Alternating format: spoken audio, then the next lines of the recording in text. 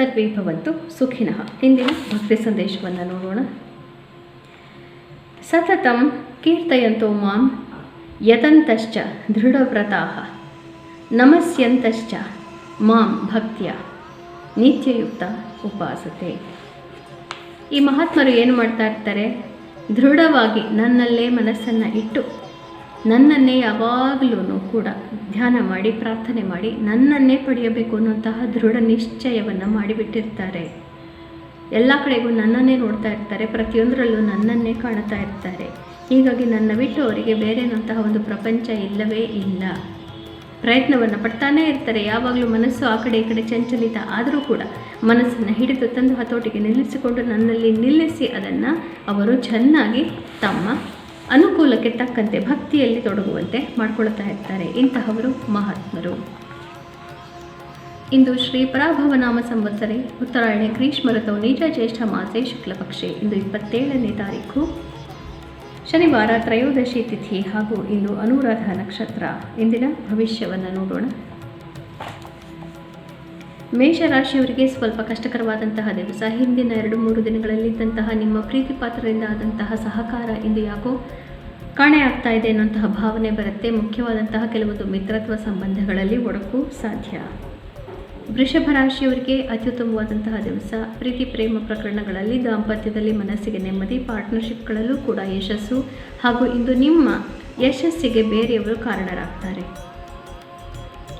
ಮಿಥುನ ರಾಶಿಯವರಿಗೆ ಉತ್ತಮವಾದಂತಹ ದಿವಸ. ಮನಸ್ಸಿಗೆ ನೆಮ್ಮದಿ, ಸಾಮಾಜಿಕ ಚಟುವಟಿಕೆಗಳಲ್ಲಿ ಮನಸ್ಸಿಗೆ ಕ್ಲೇಶವೆಲ್ಲ ಬಗೆಹರಿದು ಒತ್ತಡಗಳು ಕಡಿಮೆಯಾಗುತ್ತೆ, ಶತ್ರುಗಳು ಹಿಮ್ಮೆಟ್ಟುತ್ತಾರೆ. ಕರ್ಕ ರಾಶಿಯವರಿಗೆ ಬುದ್ಧಿವಂತಿಕೆ ಉಪಯೋಗಿಸಿ ಮಾಡುವಂತಹ ಕೆಲಸಗಳಲ್ಲಿ ಜಯ ಪ್ರಾಪ್ತಿ. ಬೇರೆ ಎಲ್ಲ ಸಮಾಚಾರಗಳಲ್ಲೂ ಹಣಕಾಸಿಗೆ ಸಂಬಂಧಿಸಿದ ವಿಚಾರಗಳಲ್ಲಿ ಇವತ್ತು ಸ್ವಲ್ಪ ಕಷ್ಟ. ಹೀಗಾಗಿ ಪ್ರಾಫಿಟ್ ಬುಕ್ಕಿಂಗ್ ಇತ್ಯಾದಿಗಳನ್ನು ಮಾಡೋದು ಒಳ್ಳೆಯದಲ್ಲ. ಸಿಂಹರಾಶಿಯವರಿಗೆ ಮನೆಯ ಜವಾಬ್ದಾರಿಗಳು ಹೆಚ್ಚಾಗುತ್ತೆ. 2-3 ದಿನಗಳಿಂದ ಬರೀ ಬೇರೆಯವರಿಗೆ ಹೆಚ್ಚು ಗಮನ ಕೊಟ್ಟು ಬಿಟ್ಟರೆ ಅಂತ ಕಾಣುತ್ತೆ. ಹೀಗಾಗಿ ಮನೆಯವರು ನೀನು ಮನೆಯಲ್ಲೇ ಇರಬೇಕು, ನನಗೆ ಅದನ್ನು ಮಾಡಲಿಲ್ಲ ಇದನ್ನು ಮಾಡಲಿಲ್ಲ ಅಂತ ನಿಮಗೆ ಪಿರಿಪಿರಿ ಆಗಬಹುದು. ಮನೆಯಲ್ಲಿ ಕೋರ್ಟು ಕಚೇರಿ ವ್ಯವಹಾರಗಳಿಗೆ ಸಂಬಂಧಿಸಿದಂತೆ ಇವತ್ತು ಸ್ವಲ್ಪ ಟೆನ್ಷನ್ ಇರಬಹುದು. ಕನ್ಯಾ ರಾಶಿಯವರಿಗೆ ಅತ್ಯುತ್ತಮವಾದಂತಹ ದಿವಸ. ಬಂಧುಗಳೆಲ್ಲರೂ ನಿಮಗೆ ಬಹಳನೇ ಸಹಕಾರ ಕೊಡ್ತಾರೆ. ಆತ್ಮವಿಶ್ವಾಸ ತುಂಬ ಚೆನ್ನಾಗಿದೆ. ಮಾಧ್ಯಮದಲ್ಲಿರೋರಿಗೆ ಬಹಳ ಮುಖ್ಯವಾಗಿ ಯಶಸ್ಸು.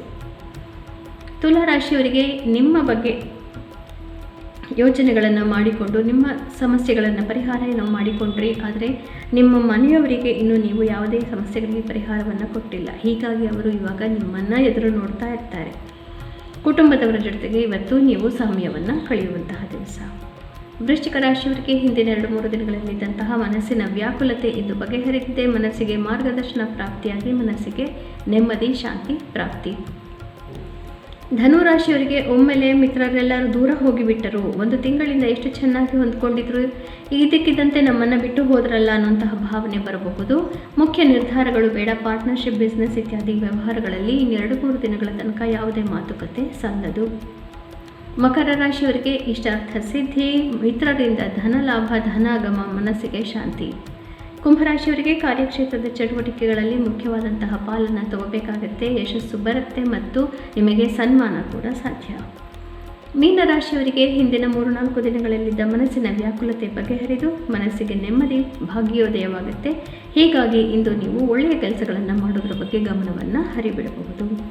ಪುನಃ ನಾಳೆ ಭೇಟಿಯಾಗೋಣ. 1 ಶ್ಲೋಕವನ್ನಾದರೂ ಒಮ್ಮೆಯಾದರೂ ಕೇಳಿ ಬರೆದು ಅರ್ಥವನ್ನು ಮಾಡ್ಕೊಳ್ಳೋದಕ್ಕೆ ಪ್ರಯತ್ನ ಪಟ್ಟರೆ ಭಗವಂತ ನಮ್ಮನ್ನು ತನ್ನ ಸಾನ್ನಿಧ್ಯದಲ್ಲಿ ಸೇರಿಸಿಕೊಳ್ಳೋದ್ರಲ್ಲಿ ಸಂಶಯವೇ ಇಲ್ಲ. ಶುಭಮಸ್ತು. ಶ್ರೀಕೃಷ್ಣ ಜಯತೆ.